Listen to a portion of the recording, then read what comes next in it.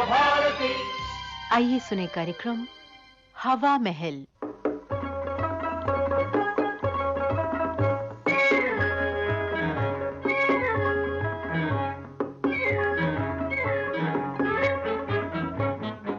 श्रोताओं, हवा महल में आज आपको सुनवाते हैं गुरमीत रामलमीत द्वारा लिखित और निर्देशित झलकी मुबारकबाद।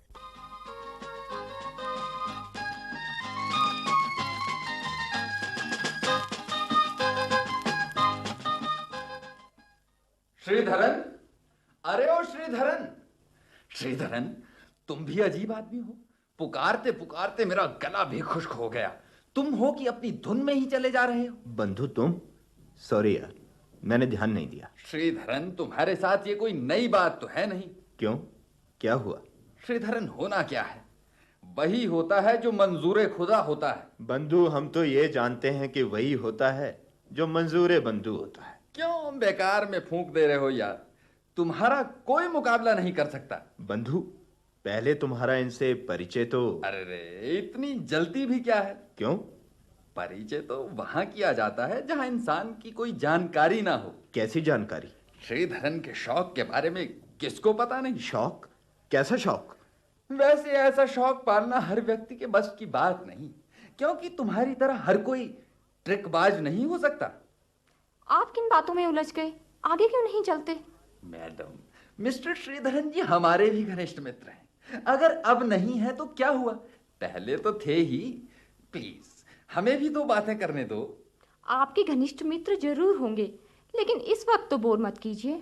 श्रीधरन जी, ये नई चिड़िया कहाँ से? बंधु, तुम जानते हो कि तुम क्या कह रहे हो? जी, कहना क्या है, मैं वही तो कह रहा हूँ जो मैं देख रहा हूँ। क्या देख रहे हो? नई चिड़िया। क्यों बात बात बेसिर पैर के हाँक रहे हो?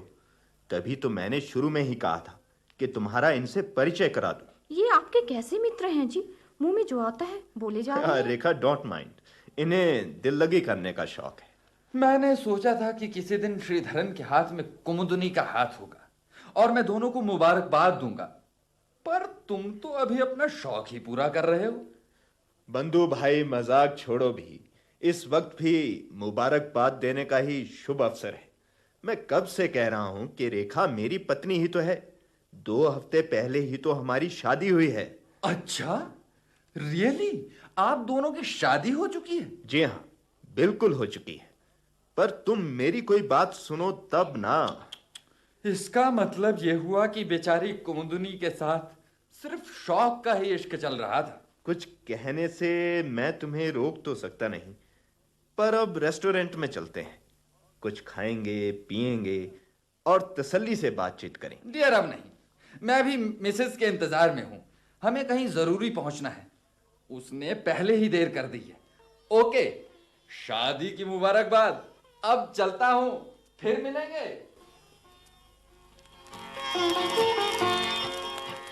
अब खड़े खड़े क्या सोच रहे हो? क्या आगे नहीं जाना है? इस बंधु के बच्चे ने मेरा दिमाग खराब कर दिया है। लेकिन एक बात तो पक्की है कि बिना आग के धुआं नहीं निकलता। उस बंधु के कहने मात्र से ही तुम्हें आग नजर आने लगी है? ज्यादा बहाने मत बनाओ। भला मैं क्यों बहाने बनाने लगा? अपराधी आदमी के पास बहाने बनाने के अलावा और कुछ नहीं होता। रेखा, सच मानो, कुमुदनी नाम की किसी लड़की को मैं जानता तक नहीं। मैं यही सोच रहा था कि बंधु ने उसका नाम कैसे लिया। जब आपका शौक ही ऐसा रहा है तो किस किस का नाम याद रखोगे? तुम्हारे वहम का इलाज मेरे पास नहीं है। मैं तुम्हें कैसे विश्वास दिलाऊं कि तुमसे शादी से पहले और ना ही अब मेरा किसी से कोई सरोकार नहीं है। झूठ बोलने के लिए किसी तरह का प्रयास करने की कोई जरूरत नहीं होती। जरा सी जुबान ही तो हिलानी होती है। मैं साफ साफ बता देना चाहती हूँ कि अगर आपने ये एक्स्ट्रा शौक पालने हैं तो हमारा साथ साथ रहना नामुमकिन है। मैं जा रही हूँ। रेखा, प्लीज गुस्से को थूक दो। मैं जो बता रहा हूँ उस पर यकीन करो। पीछे हट जाओ, मुझे मत छुओ, मेरा रास्ता छोड़ दो। आखिर चाहती क्या हो?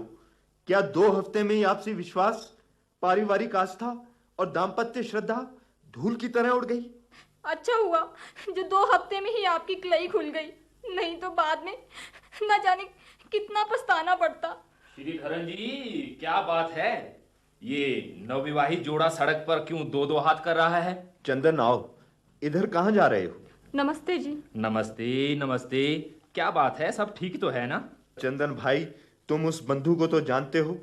वो किसी का सुखमय जीवन देखकर कभी खुश हो सकता है? हाँ, लगता है वो चलता चलता तुम दोनों में भी झगड़े की चिंगारी सुलगा गया है। तुम्हें कैसे पता लगा? अरे उसका काम ही ये है, दूसरों के घर में आग लगाकर उसे हाथ सेकने का बड़ा ही शौक है। क्या तुम्हारे साथ भी कुछ? हाँ, पिछले दिनों वो हमारे घर आया, कहने लगा, चंदन जी वो सब तस्वीरें कहाँ गई जिन लड़कियों के साथ तुम घुमा फिरा करते थे। बस उसका इतना कहना था कि निशा के मन में मेरे प्रति भयंकर शंका पैदा हुई।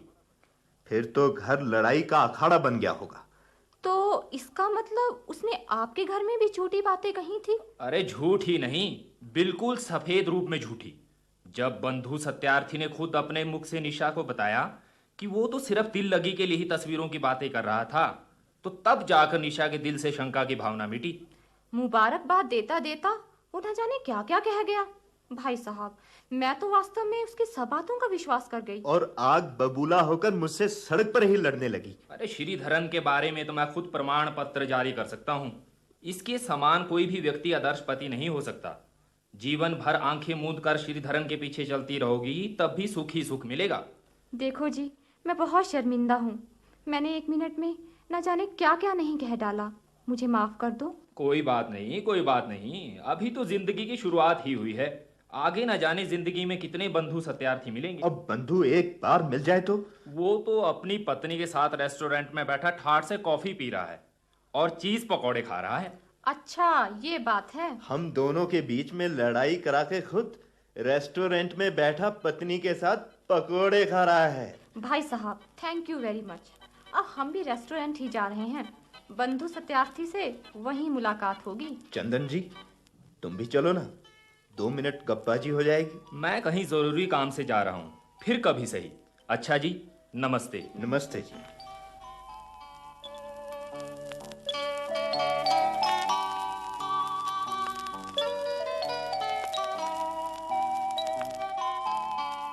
आपने क्या सोचकर ये कह दिया? क्योंकि मैं आप पर शक कर सकती हूँ। मैं इतनी कमजोर नहीं कि लोगों की बातें सुनकर आप पर ताने कसने लगूं। ओहो, तुम तो एकदम भावुक हो उठी।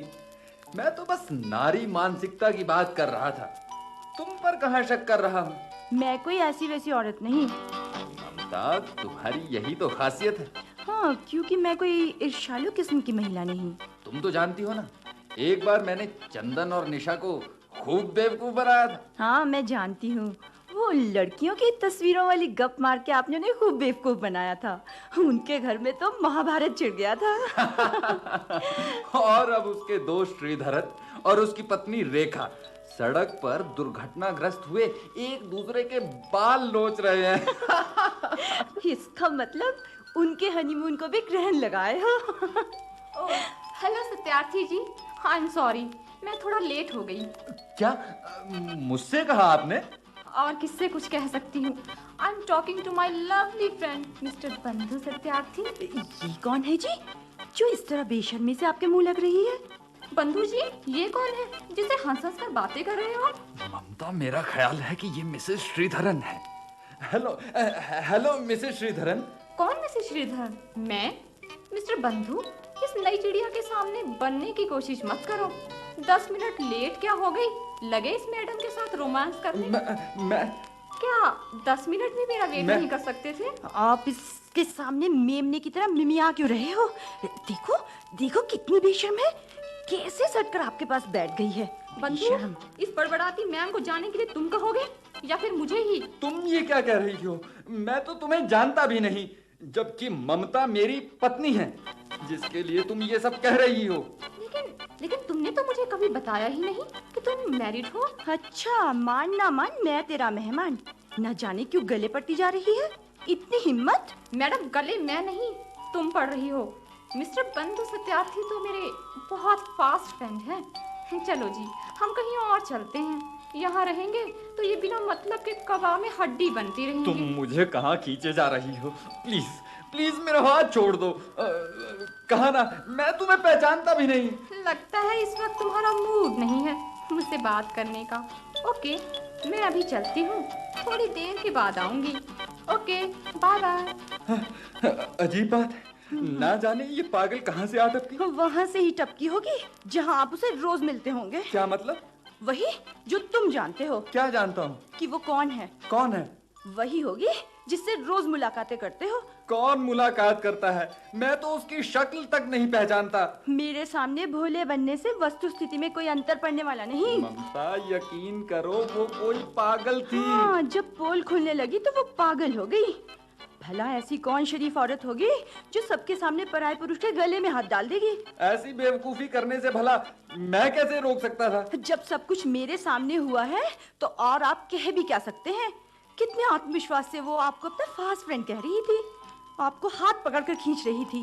ऐसी औरतों के साथ घूमते हुए आपको शर्म नहीं आती है क्या? ममता, दूसरों की तो नुक्ताचीनी करते हो जबकि खुद दिल से काले हो। बाल बच्चों वालों को ऐसी गिरी हरकतें करना शोभा देता है क्या? सच्चे और ईमानदार दिखाने के लिए अपने नाम के आगे क्यों सत्यार्थी लगा रखा है? ममता धीरे बोलो, सब सुन रहे हैं। फिर बेमतलब की बातें तो मत करो। बेहतर है अब घर चलते हैं। मेरा कोई घर बार नहीं है। अब उसी नखरे वाली को ले जाओ, मुझे अपने हाल पे छोड़ दो। मैंने कभी सपने में भी नहीं सोचा था कि तुम मेरे साथ इतना बड़ा धोखा करोगे। अब कहाँ जा रही हो? जहाँ मेरा दिल करेगा। तुम उस परी को अपने साथ ले जाओ। अब भाभी जी क्या हुआ? क्यों भाई साहब से बिगड़ रही हैं? मुझसे क्या पूछते हो? पूछो अपने धोखेबाज 420 दोस्त से। श्रीधरन, मैं आप लोगों से मिलकर यहाँ आ गया। यहाँ से हम दोनों को बाजार जाना था। चलते चलते चाय पीने बैठ गए तो ना जाने एक मॉडल टाइप की कौन सी लड़की थी, वो मेरे पास आकर बैठ गई और लगी इधर उधर की बेतुकी बातें हाँकने। मैं उसे जानता तक नहीं, पहचानता भी नहीं। बस उसी बात को लेकर ममता बिगड़ रही है। रेखा, अब आ भी जाओ ना। कहीं ऐसा ना हो जाए कि 10 वर्षों के वैवाहिक संबंधों में दरार आ जाए। भाई, बंधु जी ने सोचा शायद यही मुबारकबाद कहना जानते हैं।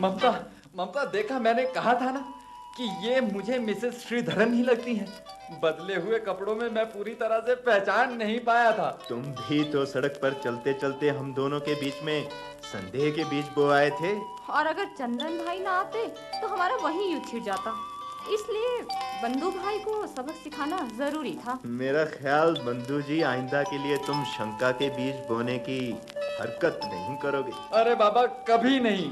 ममता का गुस्सा देखकर तो मेरी सिट्टी पिट्टी गुम हो गई। मैं बखूबी अंदाजा लगा सकता हूँ कि निष्ठावान से निष्ठावान नारी भी आशंका की कितनी जल्दी शिकार हो सकती है। तो अब आप लाइन पे आ गए। हमेशा के लिए।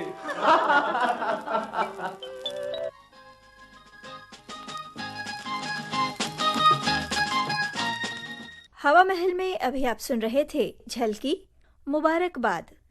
इसके लेखक और निर्देशक थे गुरमीत रामल मीत। आकाशवाणी शिमला की इस प्रस्तुति के साथ ही अब आज का हवा महल कार्यक्रम समाप्त होता है।